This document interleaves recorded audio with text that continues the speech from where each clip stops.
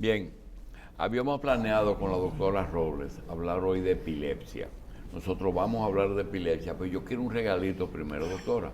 En el día de ayer estuvo una psiquiatra aquí que usted tuvo la oportunidad de escuchar y se nos ocurre hacer la agenda para el próximo programa. ¿Qué temas? Y te confieso que tengo aquí un audífono, una prótesis, que ayer no usé y no escuché todo lo que esa señora profesional explicó. ¿Qué cosa, qué tema se trató desde el punto de vista psiquiátrico que podríamos nosotros en un próximo programa tratar con un neurólogo? Sí, bueno, ante todo, buenos días. Hay muchos temas que están en común con la psiquiatría y que se pueden tratar conjuntamente, como por ejemplo, ayer se abordó de manera superficial el asunto del trastorno del sueño, sobre todo el insomnio, pero hablar de trastorno del sueño no solamente es insomnio, están las parasomnias y están las hipersomnias, o sea, el que duerme más de la cuenta, el que no duerme y el que tiene trastorno del sueño que no tienen que ver con la poca cantidad y la menor cantidad de sueño. Por ejemplo, hay las enfermedades neurológicas degenerativas, las enfermedades neurológicas crónicas, generalmente tienen un común denominador con lo que es la psiquiatría. Por ejemplo, la demencia de Alzheimer tiene manifestaciones neurológicas. Entonces, para eso. Sí. Háblanos de la epilepsia.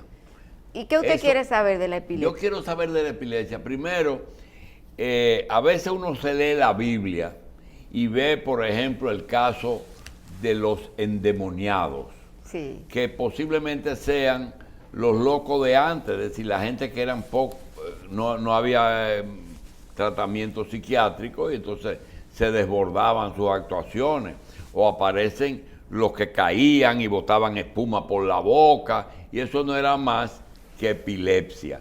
Realmente, la epilepsia, primero, ¿cuál es la definición de la enfermedad? Segundo, y la vamos a dejar que lo desarrolle completo, ¿cuál es la edad en que debuta y si realmente tiene una etapa en que desaparece o es una enfermedad de por vida?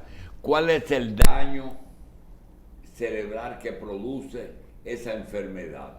Y otras cosas de esas. Bueno, la epilepsia es un trastorno neurológico crónico que se manifiesta por convulsiones. Es del neurólogo, ¿verdad? Es neurológico, puramente neurológico. Pero, ¿cómo se define?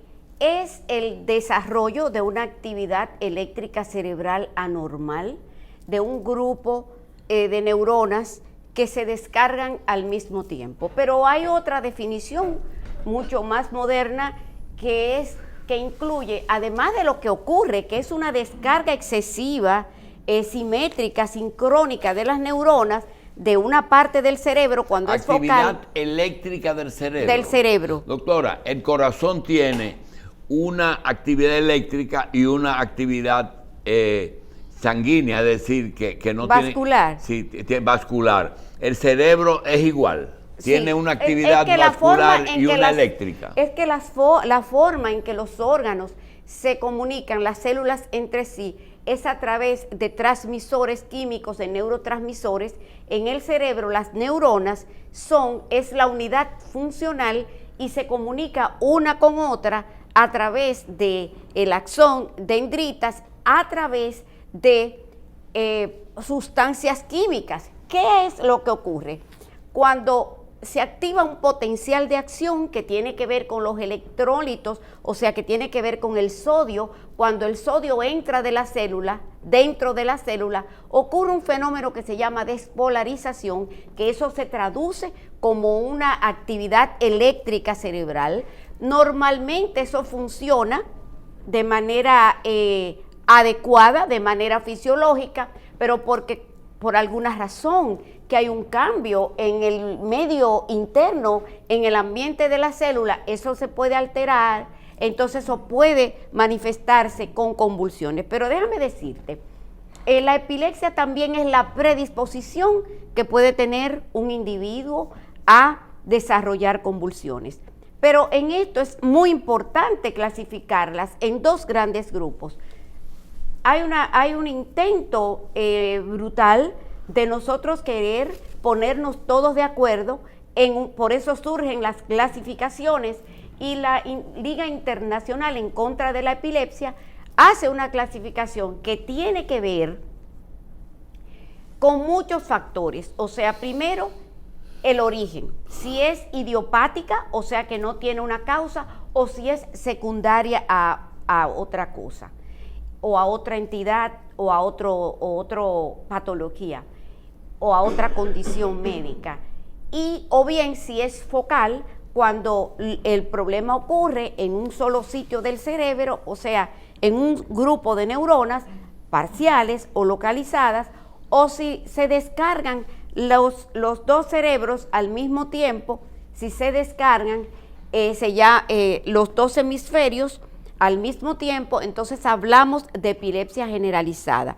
Todo este fenómeno eléctrico ocurre en la corteza cerebral y básicamente, como sabemos todo, en las neuronas. Y se va a manifestar dependiendo del lugar donde ocurra la descarga. Por ejemplo, si es en el lóbulo frontal, como todos sabemos, en el lóbulo frontal es el que nos ayuda con la vida de relación, con la comunicación, con la toma de decisiones, con asuntos de conducta.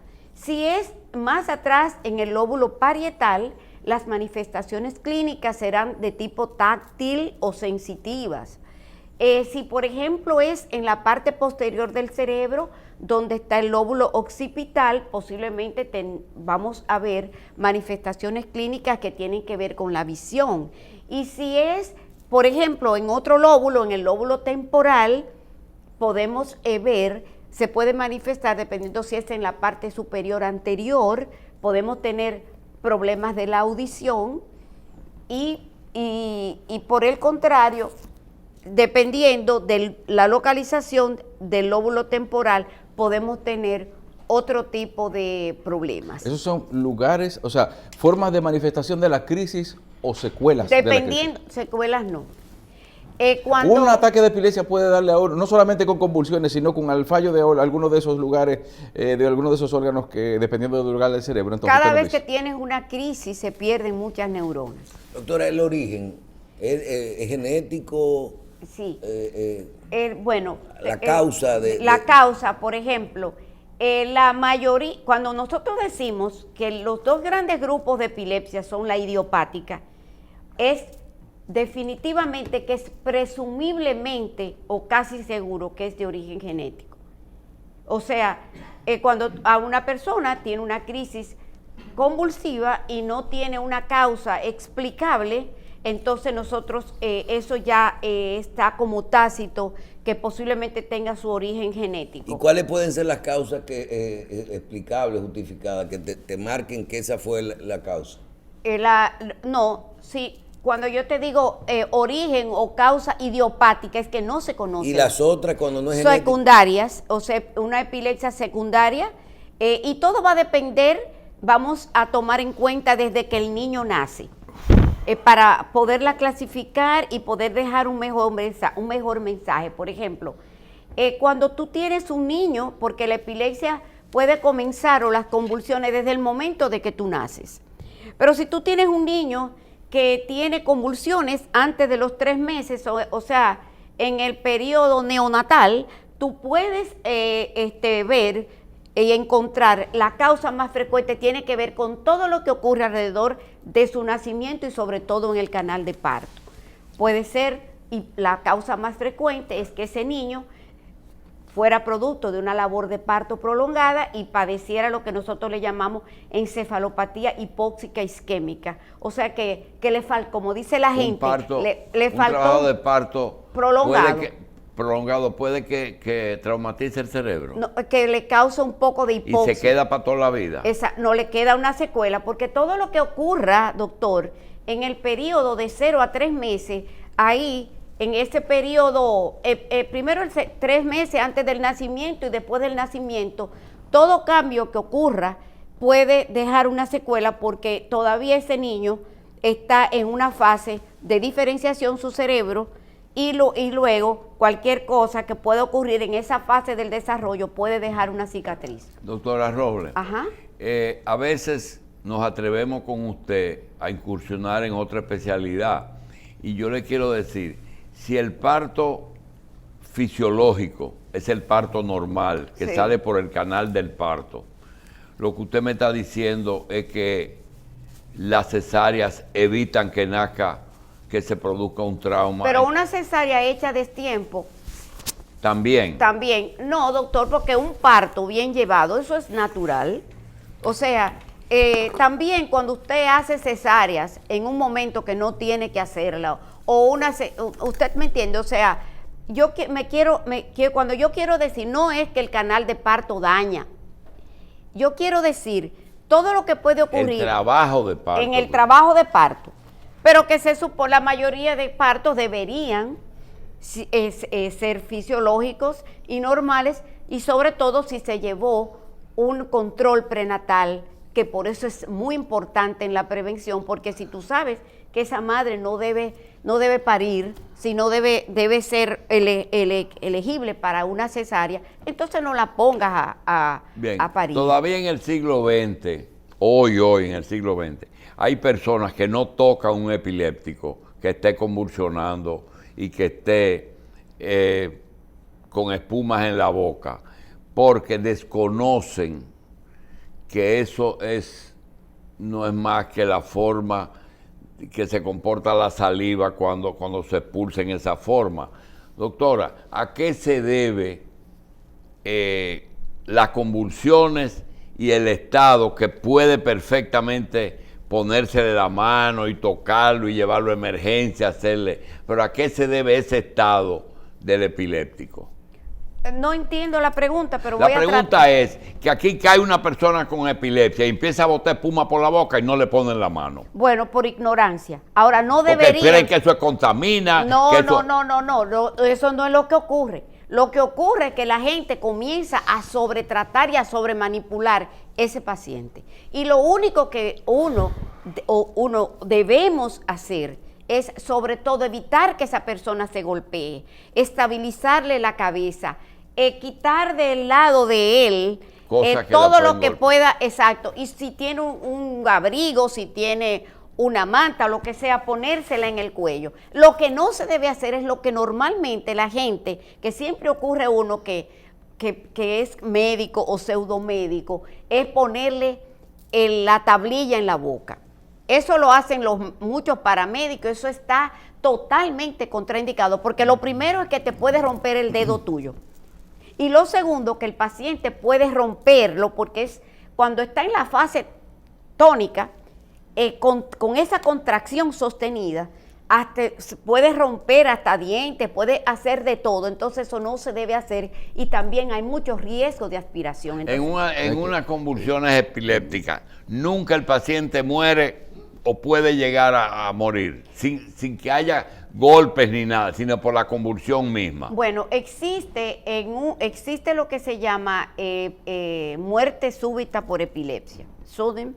Eso puede ocurrir y se ve con muchísima frecuencia en epilépticos y en niños. Y se hizo más famoso este síndrome porque de eso murió el hijo de John Travolta. Sí. Pero ¿qué pasa?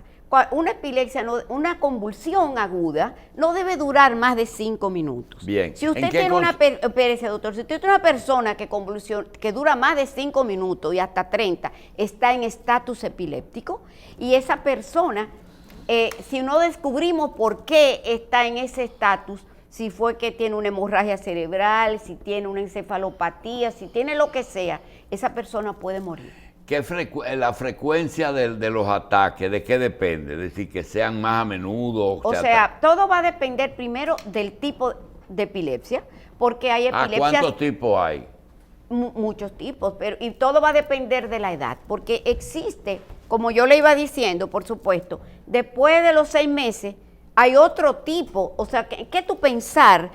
un niño que convulsiona después de los 6 meses. Bueno, después de los 6 meses, entonces la causa muy frecuente de convulsiones son las malformaciones congénitas. ¿Cuál es el papel del neurólogo? ¿El tratamiento? ¿Cuál es? No, el papel del neurólogo es primero el abordaje, el diagnóstico y el tratamiento. Entonces, por ejemplo, un niño de 6 meses ocurren unos tipos de epilepsias diferentes y especiales que se llaman las encefalopatías epilépticas, en la cual está el síndrome de West, que se caracteriza por espasmos infantiles, retraso mental y un control y un patrón electroencefalográfico que se llama ipsarritmia.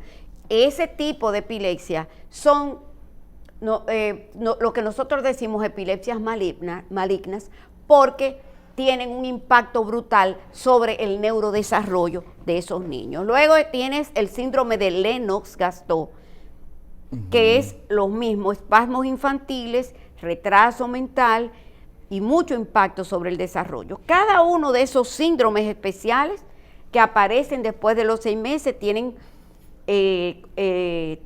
patología, tienen manejos completamente diferentes, pero pueden ocurrir otro tipo de epilepsias que no son malignas después de los 6 meses. Por ejemplo, lo que se llama convulsiones febriles no son epilepsias.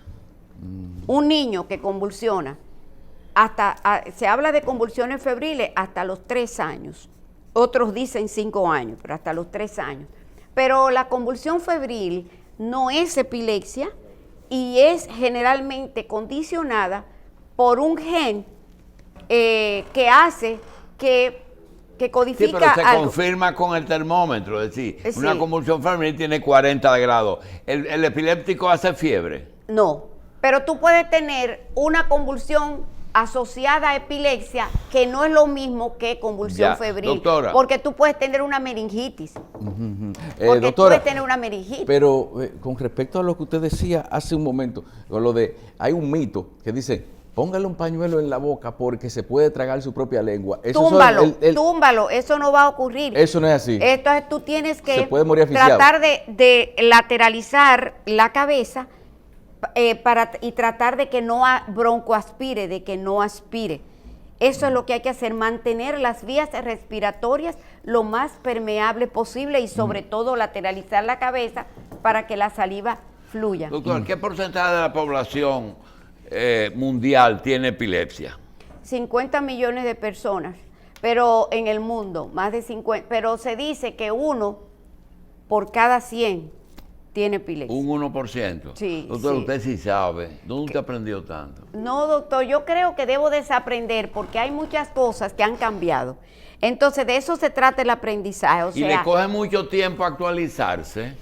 Yo creo que eso no tiene tiempo, eso es que uno tiene que estar todo el tiempo en eso. Todo el tiempo. O sea, por ejemplo, yo no puedo decir que para yo estar actualizada, yo tengo que durar 4 horas, todo el tiempo, entre paciente y paciente. No, porque hay 2 fuentes, doctora. Ya usted coge yo no cosa soy, y se entera, pero también usted tiene su propia experiencia, No, ¿verdad? pero oiga, una forma de uno mantenerse actualizado es que cada paciente es un libro nuevo. Y cuando tú ves una patología, tú tienes que revisar siempre esa patología y qué cosa tuvo diferente. Yo conozco un médico que por su condición yo le he hecho un diagnóstico, no lo voy a decir aquí en público, pero muy pocos médicos llegan a su casa, se encierra, esa persona se encierra horas y días para leer. Pero por supuesto, y es un genio, pero tú puedes saber que esa persona también puede tener algún problema que tiene que ver con su interacción Bien. social. ¿Por qué? Y la familia. Doctora, esto es para coger eso de motivo. Doctora, ¿el Epamín se usa todavía? Sí. Existen 4 drogas. Ese medicamento un tiene clásico. más de 10 décadas, ¿verdad? Adiós, pero claro, 1900, sí, 100 años tiene yo, sí, o sea, ese medicamento. La doctor, suerte que es barato, ¿eh? Mire, existe lo que nosotros los medicamentos clásicos y las nuevas drogas antiepilépticas.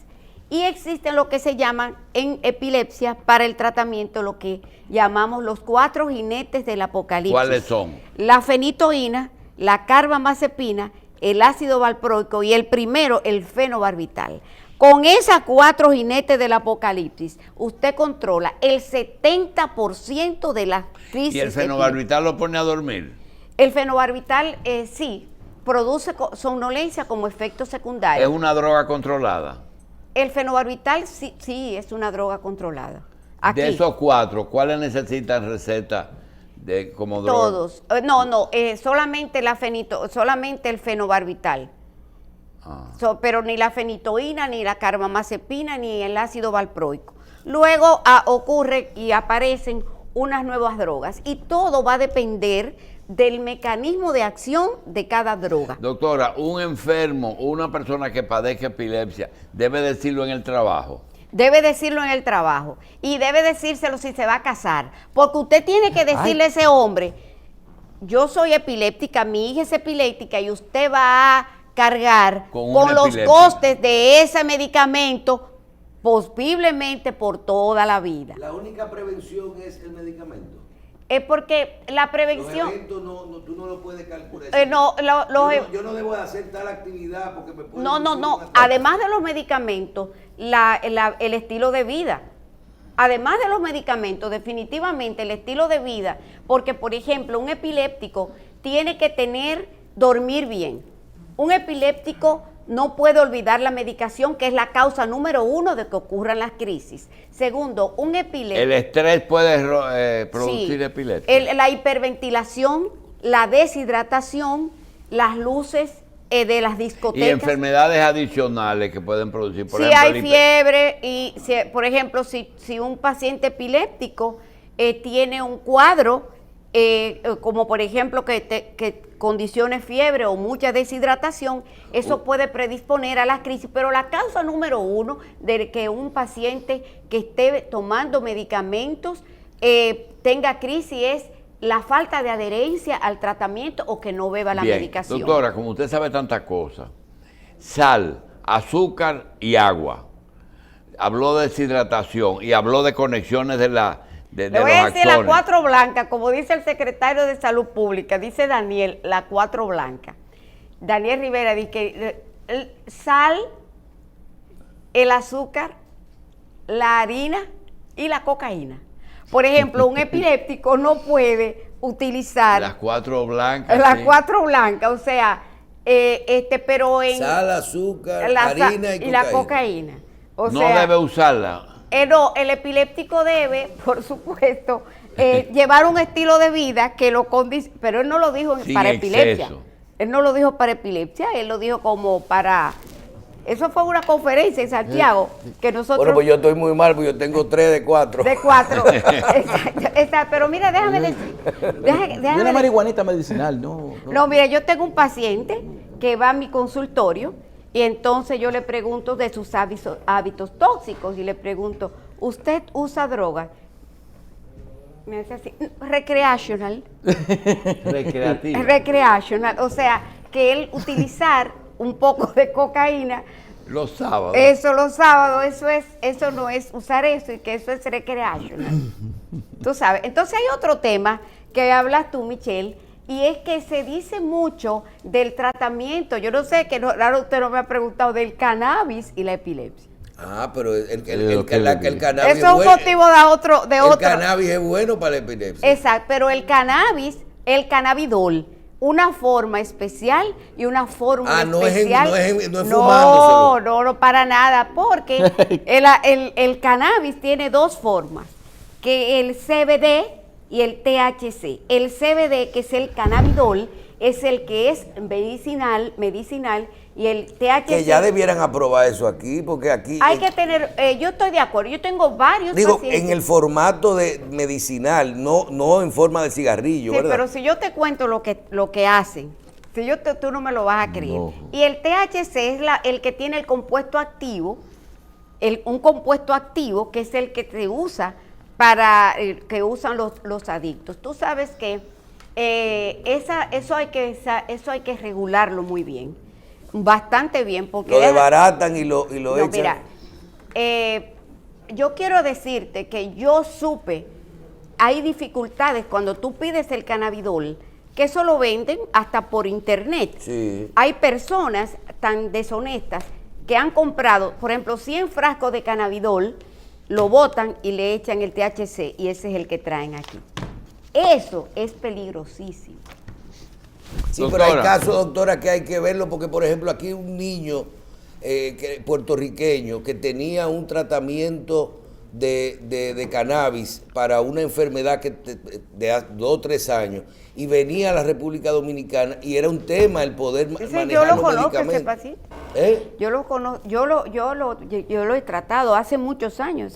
Pero mira, no, lo conozco, pero no es que lo trato ahora. Pero déjame decirte, yo creo que debe tratarse cada caso en particular. En este país donde las cosas no se regulan como deben ser, hay que tener mucho cuidado, Michelle, porque si yo te estoy diciendo porque que aquí la juca no tiene tabaco, lo que tiene es marihuana. Exacto, pero entonces lo que te quiero decir, tú controlas el 70% de todos los casos de convulsiones, de epilepsia, con los 4 jinetes del apocalipsis. Entonces tú no vas, lo que se podría hacer es que en determinado paciente, por la razón que sea, tú como médico hacer una solicitud o lo que sea para que eso pueda entrar aquí, pero hay que ver, hay que legislar mejor eso. ¿Me entiendes lo que te digo? Bien. O sea, no es que no esté de acuerdo Ya. para que se legalice, es que yo no estoy de acuerdo porque es que es la forma en que las cosas se el convierten. el uso. Usted a aquí. veces sin proponérselo, plantea la agenda de los próximos programas. El sueño y el Sí. daño que pueden producir algunos medicamentos o drogas en Todo esa, el beneficio. en esa masa encefálica de que usted se ocupa. Gracias, doctora. Muy bien. Nos vemos la próxima semana.